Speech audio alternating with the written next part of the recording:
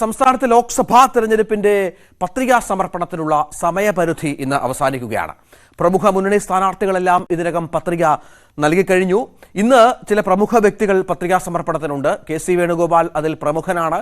M Arif ആലപ്പുഴയിലെ ഇടതുപക്ഷത്തിന്റെ MP, Shafi Parambil Palakkad വടകരയിൽ പത്രിക നൽകും. രാജീവ് ചന്ദ്രശേഖർ തിരുവനന്തപുരത്തും കെ. സുരേന്ദ്രൻ വയനാട്ടിലും ഇന്ന് പത്രിക സമർപ്പിക്കും. ഇന്നലെ നിരവധി പ്രമുഖർ പത്രിക സമർപ്പിച്ചിരുന്നു. ആറ്റിങ്ങിലെ UDF സ്ഥാനാർത്ഥി അടൂർ പ്രകാശും ഇന്ന് പത്രിക നൽകും.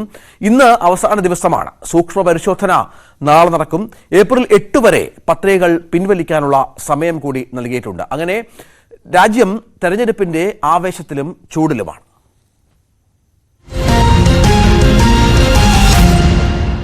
രാജ്യം തെരഞ്ഞെടുപ്പിലേക്ക്. Co-presented by Berger Paints, 100 years of trust.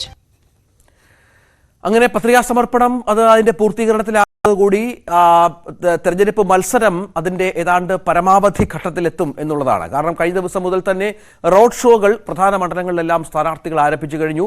ഇന്നലെ രാഹുൽ വയനാടിനെ ഇളക്കി മറിച്ചത് നമ്മൾ കണ്ടതാണ്. ഇന്ന് കേന്ദ്രമന്ത്രി സ്മൃതി ഇറാനി അവിടെ എത്തുന്നുണ്ട്.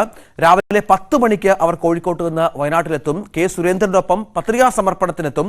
തുടർന്ന് വയനാട്ടിൽ നടക്കുന്ന റോഡ് ഷോയിലും അവർ പങ്കെടുക്കുന്നുണ്ട്. രാഹുൽ ഗാന്ധി വയനാട്ടിൽ മത്സരിക്കുന്ന സാഹചര്യത്തിലാണ് സ്മൃതി ഇറാനി പ്രചാരണത്തിനും റോഡ് ഷോയ്ക്കും എത്തുക. കഴിഞ്ഞ ലോക്സഭാ തെരഞ്ഞെടുപ്പിൽ നമുക്കറിയാം, അമേഠിയിൽ സ്മൃതി ഇറാനിയോട് രാഹുൽ പരാജയപ്പെട്ടിരുന്നു. അങ്ങനെ സംസ്ഥാനം തെരഞ്ഞെടുപ്പ് കളത്തിലേക്ക് കുറച്ചുകൂടി അടുക്കുന്നു. TJ സജിത്ത് വിവരങ്ങൾ പങ്കുവെക്കും. സജിത്ത്, പത്രികാ സമർപ്പണത്തിന്റെ അവസാന ദിവസമാണ് ഇന്ന്. എല്ലാവരും ഇന്ന് അതിന്റെ ഒരുക്കത്തിലാണ്. പ്രമുഖർ, കെ.സി. വേണുഗോപാൽ അടക്കമുള്ള പ്രമുഖർ പത്രിക സമർപ്പിക്കുന്നുണ്ട്. നമുക്കറിയാം, ഇന്നലെ കെ.സി. രാഹുലിനൊപ്പം വയനാട്ടിലായിരുന്നു. അപ്പോൾ തെരഞ്ഞെടുപ്പ് കളം ഒന്ന് സജീവമാവുകയാണ്. ഏതാണ്ട് എല്ലാ സ്ഥാനാർത്ഥികളുടെയും കൃത്യമായ വിവരം ഇന്നോടുകൂടി ലഭ്യമാകും.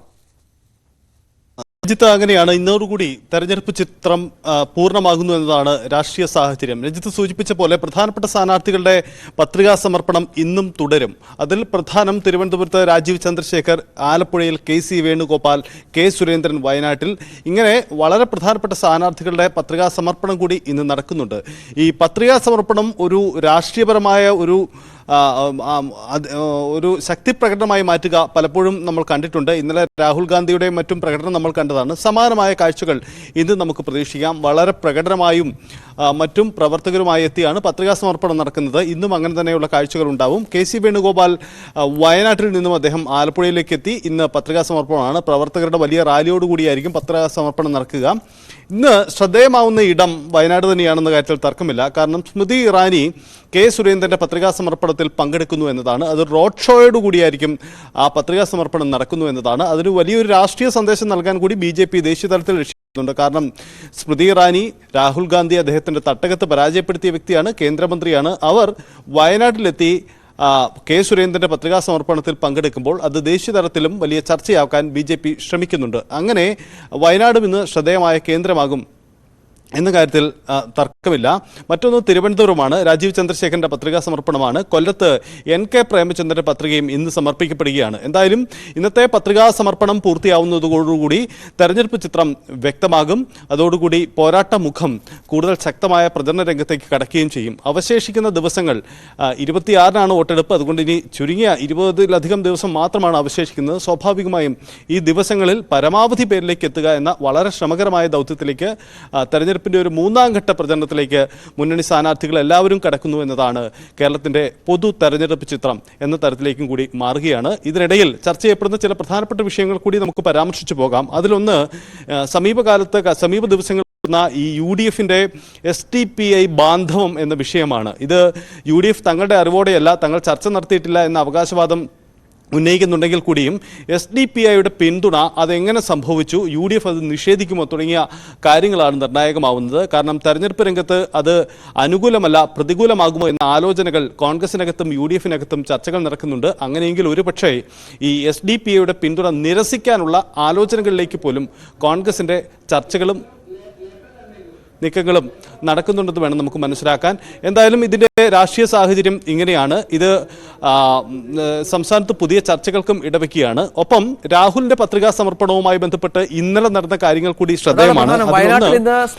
പത്രികാ സമർപ്പണത്തിന് രാഹുൽ എത്തിയപ്പോൾ കൊടികൾ ഉയർത്താൻ സമ്മതിച്ചില്ല എന്ന വിഷയം തന്നെ ചർച്ചയാക്കുന്നുണ്ട്. നേരത്തെ ഈ മുസ്ലിം ലീഗിന്റെ കൊടി, അത് IUML കൊടി, മുസ്ലിം ലീഗിന്റെ കൊടി പാകിസ്ഥാന്റെ കൊടിയുമായി സാമ്യമുണ്ട്. അത് സ്വാഭാവികമായും ഉത്തരേന്ത്യയിലൊക്കെ വലിയ പ്രചരണ വിഷയമാക്കിയതാണ് രാഹുൽ ഗാന്ധിക്കും കോൺഗ്രസിനുമെതിരെ. ഇത്തവണ അത്തരമൊരു സംഭവം ആവർത്തിക്കാതിരിക്കുന്നതിനുള്ള ഒരു ജാഗ്രത കാട്ടലായിരുന്നു കോൺഗ്രസും UDFും നടത്തിയത്. പക്ഷേ അതും ഫലത്തിൽ പ്രതികൂലമാകുമോ എന്നൊരു ആശങ്കയുണ്ട്. കാരണം ലീഗ് അണികൾക്കിടയിൽ ഇത് ആശയക്കുഴപ്പം ഉണ്ടാക്കുന്നുണ്ട് എന്നതാണ് സൂചന. ഒപ്പം രാഷ്ട്രീയ പ്രതിയോഗികൾ അത് UDFിനും കോൺഗ്രസിനുമെതിരെ ആയുധമായി മാറ്റിയെടുക്കുകയും ചെയ്യുന്നുണ്ട്. അങ്ങനെ ഈ വിഷയവും, ഈ കൊടി ഉയർത്താൻ അനുവദിച്ചില്ല എന്ന വിഷയവും രാഷ്ട്രീയ രംഗത്ത് വലിയ ചർച്ചയാവുകയാണ്. ഇടതുമുന്നണി മുഖ്യമന്ത്രി ഇന്ന് കളത്തിലുണ്ട്. മുഖ്യമന്ത്രിയുടെ വാർത്താ സമ്മേളനം രാവിലെ ഉണ്ടാകും. മുഖ്യമന്ത്രി 9 മണിയോടുകൂടി മാധ്യമങ്ങളെ കാണുന്നുണ്ട്. സ്വാഭാവികമായും ഈ രാഹുൽ ഗാന്ധിയുടെ പത്രികാ സമർപ്പണവുമായി ബന്ധപ്പെട്ട് നടന്ന വിവാദങ്ങളിലൊക്കെ മുഖ്യമന്ത്രി പരാമർശിച്ചേക്കാം. മറ്റൊന്നുകൂടിയുള്ളത്, ഈ SDPIയുടെ UDFിന് നൽകിയ പിന്തുണയുമായി ബന്ധപ്പെട്ട വിഷയത്തിൽ മുഖ്യമന്ത്രി ഇതുവരെ പ്രതികരിച്ചിട്ടില്ല. ഈ വിഷയത്തിലും മുഖ്യമന്ത്രിയുടെ പ്രതികരണം ഇന്നുണ്ടാകുമോ എന്നത് ശ്രദ്ധേയമാണ്. ഒരു കാര്യം കൂടിയുള്ളത് കരുവന്നൂർ ബാങ്കുമായി ബന്ധപ്പെട്ടതാണ്. കരുവന്നൂർ വിവാദം ഈ തെരഞ്ഞെടുപ്പിലേക്ക് അപ്രതീക്ഷിതമായി കടന്നു വന്ന ഒരു പ്രധാനപ്പെട്ട വിഷയമായി മാറുകയാണ്. ഈ വിഷയത്തിലും മുഖ്യമന്ത്രി മറുപടി പറഞ്ഞിട്ടില്ല. മുഖ്യമന്ത്രിയുടെ മറുപടി അടക്കം ഈ വിഷയങ്ങളിലൊക്കെ നമ്മൾ പ്രതീക്ഷിക്കുന്നുമുണ്ട്. അതാണ് സാഹചര്യം. തെരഞ്ഞെടുപ്പിൽ ഏതായാലും തെരഞ്ഞെടുപ്പ് കളത്തിന്റെ പൂർണ്ണ ചിത്രം, പൂർണ്ണ രൂപം ഇന്ന് ഉണ്ടാകും എന്നുള്ളതാണ്. ഇന്നോടുകൂടി മത്സരിക്കുന്ന സ്ഥാനാർത്ഥികൾ അവരുടെ പത്രികാ സമർപ്പണം പൂർത്തിയാക്കും. നാളെ സൂക്ഷ്മ പരിശോധനയാണ്. സൂക്ഷ്മ പരിശോധനയ്ക്ക് ശേഷം വ്യക്തമായ ഒരു ചിത്രമുണ്ടാകും. 8-ാം തീയതി വരെ ഈ സ്ഥാനാർത്ഥിത്വം പിൻവലിക്കാനുള്ള, പത്രിക പിൻവലിക്കാനുള്ള ദിവസം ഉണ്ട്. അത് വളരെ പ്രധാനപ്പെട്ടതാണ്.